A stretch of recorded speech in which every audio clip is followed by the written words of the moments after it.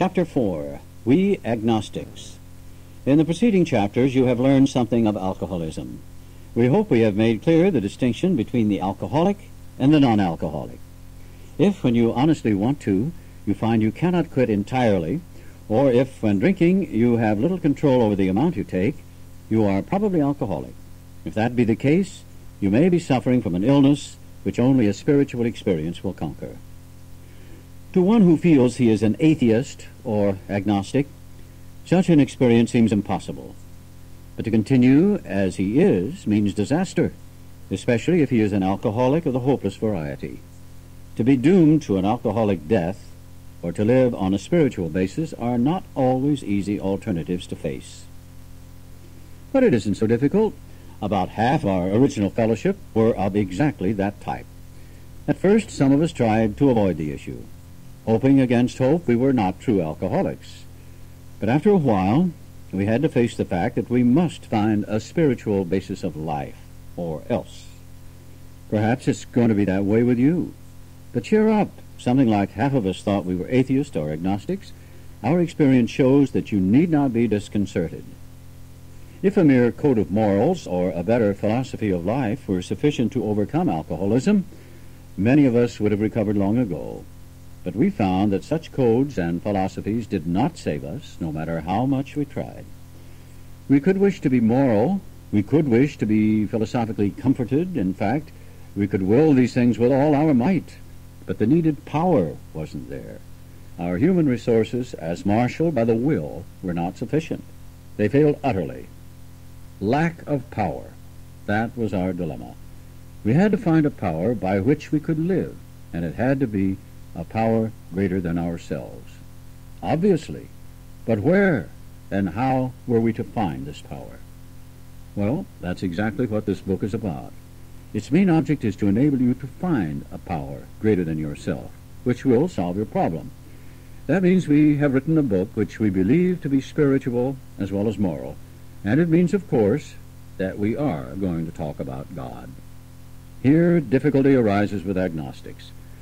Many times we talk to a new man and watch his hope rise as we discuss his alcoholic problems and explain our fellowship. But his face falls when we speak of spiritual matters, especially when we mention God, for we have reopened a subject which our man thought he had neatly evaded or entirely ignored. We know how he feels. We have shared his honest doubt and prejudice. Some of us have been violently anti-religious. To others, the word God brought up a particular idea of him with which someone had tried to impress them during childhood. Perhaps we rejected this particular conception because it seemed inadequate. With that rejection, we imagined we had abandoned the God idea entirely. We were bothered with the thought that faith and dependence upon a power beyond ourselves was somewhat weak, even cowardly.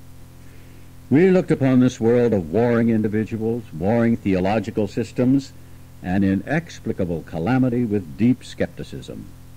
We looked askance at many individuals who claimed to be godly. How could a supreme being have anything to do with it all? And who could comprehend a supreme being anyhow? Yet in other moments we found ourselves thinking, when enchanted by a starlit night, who then made all this? There was a feeling of awe and wonder, but it was fleeting and soon lost. Yes, we of agnostic temperament have had these thoughts and experiences. Let us make haste to reassure you. We found that as soon as we were able to lay aside prejudice and express even a willingness to believe in a power greater than ourselves, we commenced to get results, even though it was impossible for any of us to fully define or comprehend that power, which is God. Much to our relief, we discovered we did not need to consider another's conception of God. Our own conception, however inadequate, was sufficient to make the approach and to effect a contact with him. As soon as we admitted the possible existence of a creative intelligence, a spirit of the universe underlying the totality of things, we began to be possessed of a new sense of power and direction, provided we took other simple steps. We found that God does not make too hard terms with those who seek him.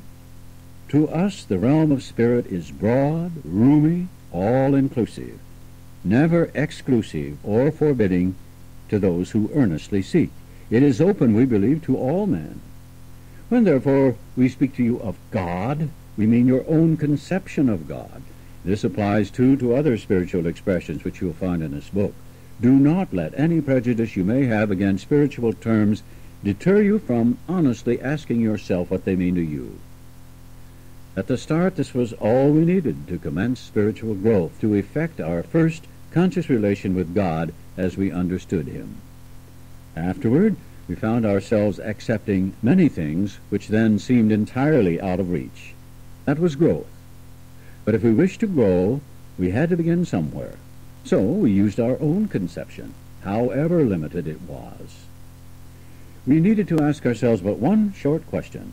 Do I now believe, or am I even willing to believe that there is a power greater than myself? As soon as a man can say that he does believe, or is willing to believe, we emphatically assure him that he is on his way. It has been repeatedly proven among us that upon this simple cornerstone a wonderfully effective spiritual structure can be built. That was great news to us, for we had assumed we could not make use of spiritual principles unless we accepted many things on faith, which seemed difficult to believe. When people presented us with spiritual approaches, how frequently did we all say, "I wish I had what that man has. I'm sure it would work if I could only believe as he believes, but I cannot accept as surely true the many articles of faith which are so plain to him." So it was comforting to learn that we could commence at a simpler level. Besides a seeming inability to accept much on faith, we often found ourselves handicapped by obstinacy, sensitiveness, and unreasoning prejudice. Many of us have been so touchy that even casual reference to spiritual things made us bristle with antagonism. This sort of thinking had to be abandoned. Though some of us resisted, we found no great difficulty in casting aside such feelings. Faced with alcoholic destruction, we soon became as open-minded on spiritual matters as we had tried to be on other questions. In this respect, alcohol was a great persuader. It finally beat us into a state of reasonableness. Sometimes this was a tedious process. We hope no one else will be prejudiced for as long as some of us were. The reader may still ask why he should believe in a power greater than himself. We think there are good reasons. Let's have a look at some of them. The practical individual of today is a stickler for facts and results. Nevertheless, the 20th century readily accepts theories of all kinds, provided they are firmly grounded in fact. We have numerous theories, for example, about electricity. Everybody believes them without a murmur of doubt. Why this ready acceptance? Simply because it is impossible to explain what we see, feel, direct, and use without a reasonable assumption as a starting point. Everybody nowadays believes in scores of assumptions for which there is good evidence, but no perfect visual proof. And does not science demonstrate that visual proof is the weakest proof? It is being constantly revealed as mankind studies the material world that outward appearances are not inward reality at all. To illustrate, the prosaic steel girder is a mass of electrons whirling around each other at incredible speed. These tiny bodies are governed by precise laws, and these laws hold true throughout the material world. Science tells us so. We have no reason to doubt it. When, however, the perfectly logical assumption is suggested that underneath the material world and life as we see it, there is an all-powerful, guiding, creative intelligence, right there our perverse streak comes to the surface, and we laboriously set out to convince ourselves it isn't so. We read wordy books and indulge in windy arguments, thinking we believe this universe needs no God to explain it. Were our contentions true, it would follow that life originated out of nothing, means nothing, and proceeds nowhere. Instead of regarding ourselves as intelligent agents, spearheads of God's ever-advancing creation, we agnostics and atheists chose to believe that our human intelligence was the last word, the Alpha and the Omega, the beginning and end of all. Rather vain of us, wasn't it? We who have traveled this dubious path beg you to lay aside prejudice, even against organized religion. We have learned that whatever the human frailties of various faiths may be, those faiths have given purpose and direction to millions. People of faith have a logical idea of what life is all about. Actually, we used to have no reasonable conception whatever. We used to amuse ourselves by cynically dissecting spiritual beliefs and practices when we might have observed that many spiritually minded persons of all races, colors, and creeds were demonstrating a degree of stability, happiness, and usefulness which we should have sought ourselves. Instead, we looked at the human defects of these people and sometimes used their shortcomings as a basis of wholesale condemnation. We talked of intolerance while we were intolerant ourselves. We missed the reality and the beauty of the forest because we were diverted by the ugliness of some of its trees. We never gave the spiritual side of life a fair hearing. In our personal stories you will find a wide variation in the way each teller approaches and conceives of the power which is greater than himself. Whether we agree with a particular approach or conception seems to make little difference. Experience has taught us that these are matters about which, for our purpose, we need not be worried. They are questions for each individual to settle for himself. On one proposition, however, these men and women are strikingly agreed. Every one of them has gained access to and believes in a power greater than himself. This power has, in each case, accomplished the miraculous, the humanly impossible. As a celebrated American statesman put it, let's look at the record. Here are thousands of men and women, worldly indeed. They flatly declare that since they have come to believe in a power greater than themselves, to take a certain attitude toward that power, and to do certain simple things, there has been a revolutionary change in their way of living and thinking. In the face of collapse and despair, in the face of the total failure of their human resources, they found that a new power, peace, happiness, and sense of direction flowed into them. This happened soon after they wholeheartedly met a few simple requirements. Once confused and baffled by the seeming futility of existence, they show the underlying reasons why they were making heavy going of life. Leaving aside the drink question, they tell why living was so unsatisfactory. They show how the change came over them. When many hundreds of people are able to say that the consciousness of the presence of God is today the most important fact of their lives, they present a powerful reason why one should have faith. This world of ours has made more material progress in the last century than in all the millenniums which went before. Almost everyone knows the reason. Students of ancient history tell us that the intellect of men in those days was equal to the best of today. Yet, in ancient times, material progress was painfully slow. The spirit of modern scientific inquiry, research, and invention was almost unknown. In the realm of the material, men's minds were fettered by superstition, tradition, and all sorts of fixed ideas.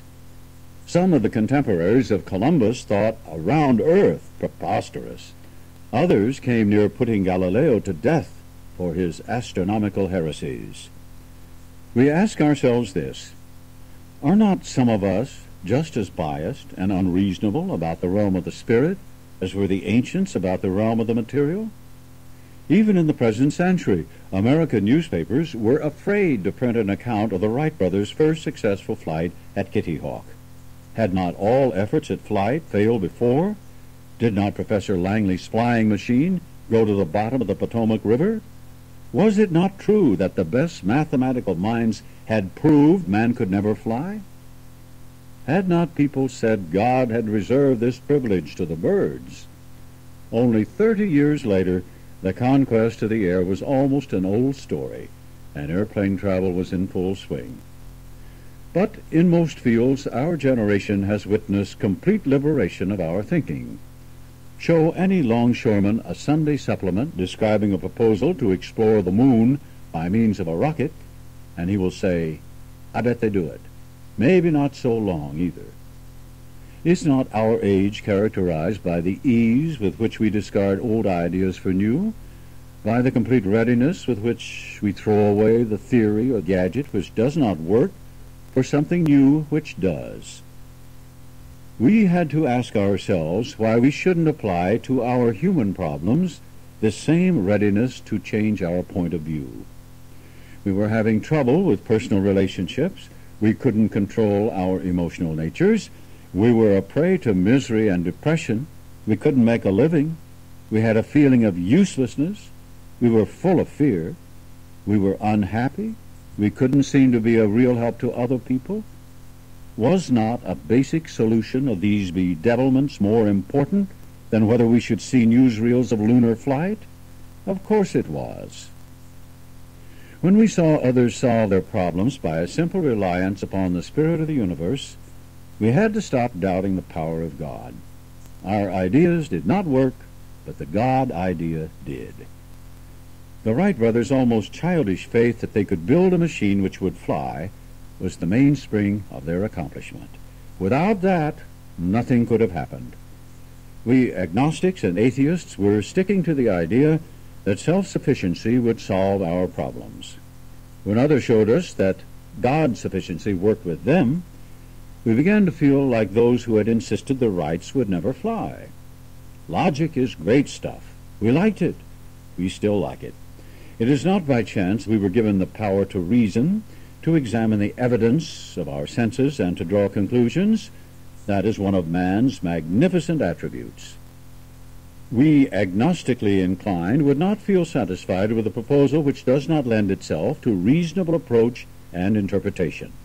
Hence, we are at pains to tell why we think our present faith is reasonable, why we think it more sane and logical to believe than not to believe, why we say our former thinking was soft and mushy when we threw up our hands in doubt and said, "We don't know." When we became alcoholics, crushed by a self-imposed crisis we could not postpone or evade, we had to fearlessly face the proposition that either God is everything or else he is nothing. God either is or he isn't. What was our choice to be? Arrived at this point, we were squarely confronted with the question of faith. We couldn't duck the issue. Some of us had already walked far over the bridge of reason toward the desired shore of faith. The outlines and the promise of the new land had brought luster to tired eyes and fresh courage to flagging spirits. Friendly hands had stretched out in welcome. We were grateful that reason had brought us so far, but somehow we couldn't quite step ashore. Perhaps we had been leaning too heavily on reason, that last mile, and we did not like to lose our support. That was natural, but let us think a little more closely. Without knowing it, had we not been brought to where we stood by a certain kind of faith? For did we not believe in our own reasoning? Did we not have confidence in our ability to think? What was that but a sort of faith? Yes, we had been faithful, abjectly faithful to the God of reason. So, in one way or another, we discovered that faith had been involved all the time. We found, too, that we had been worshippers. What a state of mental goose-flesh that used to bring on. Had we not variously worshipped people, sentiment, things, money, and ourselves? And then, with a better motive, had we not worshipfully beheld a sunset, the sea, or a flower? Who of us had not loved something or somebody? How much did these feelings, these loves, these worships have to do with pure reason? Little or nothing, we saw at last. Were not these things the tissue out of which our lives were constructed? Did not these feelings, after all, determine the course of our existence? It was impossible to say we had no capacity for faith or love or worship. In one form or another, we had been living by faith and little else. Imagine life without faith. Were nothing left but pure reason, it wouldn't be life. But we believed in life. Of course we did. We could not prove life in the sense that you can prove a straight line as the shortest distance between 2 points, and yet there it was. Could we still say the whole thing was nothing but a mass of electrons, created out of nothing, meaning nothing, whirling on to a destiny of nothingness? Of course we couldn't. The electrons themselves seemed more intelligent than that. At least, so the chemist said. Hence we saw that reason isn't everything. Neither is reason, as most of us use it, entirely dependable, though it emanate from our best minds. What about people who proved that man could never fly? Yet we had been seeing another kind of flight, a spiritual liberation from this world. People who rose above their problems. They said God made these things possible, and we only smiled. We had seen spiritual release, but like to tell ourselves it wasn't true. Actually, we were fooling ourselves, for deep down in every man, woman, and child is the fundamental idea of God. It may be obscured by calamity, by pomp, by worship of other things, but in some form or other it is there. For faith in a power greater than ourselves and miraculous demonstrations of that power in human lives are facts as old as man himself. We finally saw that faith in some kind of God was a part of our makeup, just as much as the feeling we have for a friend. Sometimes we had to search fearlessly, but he was there. He was as much a fact as we were. We found the great reality deep down within us. In the last analysis, it is only there that he may be found. It was so with us. We can only clear the ground a bit. If our testimony helps sweep away prejudice, enables you to think honestly, encourages you to search diligently within yourself, then, if you wish, you can join us on the broad highway. With this attitude, you cannot fail. The consciousness of your belief is sure to come to you. In this book, you will read the experience of a man who thought he was an atheist. His story is so interesting that some of it should be told now. His change of heart was dramatic, convincing, and moving. Our friend was a minister's son. He attended church school, where he became rebellious at what he thought an overdose of religious education. For years thereafter, he was dogged by trouble and frustration, business failure, insanity, fatal illness, suicide. These calamities in his immediate family embittered and depressed him. Post-war disillusionment, ever more serious alcoholism, impending mental and physical collapse brought him to the point of self-destruction. One night, when confined in a hospital, he was approached by an alcoholic who had known a spiritual experience. Our friend's gorge rose as he bitterly cried out, "If there is a God, he certainly hasn't done anything for me." But later, alone in his room, he asked himself this question: is it possible that all the religious people I have known are wrong? While pondering the answer, he felt as though he lived in hell. Then, like a thunderbolt, a great thought came. It crowded out all else. Who are you to say there is no God? This man recounts that he tumbled out of bed to his knees. In a few seconds he was overwhelmed by a conviction of the presence of God. It poured over and through him with the certainty and majesty of a great tide at flood. The barriers he had built through the years were swept away. He stood in the presence of infinite power and love. He had stepped from bridge to shore. For the first time, he lived in conscious companionship with his Creator. Thus was our friend's cornerstone fixed in place. No later vicissitude has shaken it. His alcoholic problem was taken away. That very night, years ago, it disappeared. Save for a few brief moments of temptation, the thought of drink has never returned. And at such times a great revulsion has risen up in him. Seemingly he could not drink even if he would. God had restored his sanity. What is this but a miracle of healing? Yet its elements are simple. Circumstances made him willing to believe. He humbly offered himself to his Maker. Then he knew. Even so has God restored us all to our right minds. To this man, the revelation was sudden.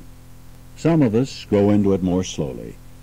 But he has come to all who have honestly sought him. When we drew near to him, he disclosed himself to us.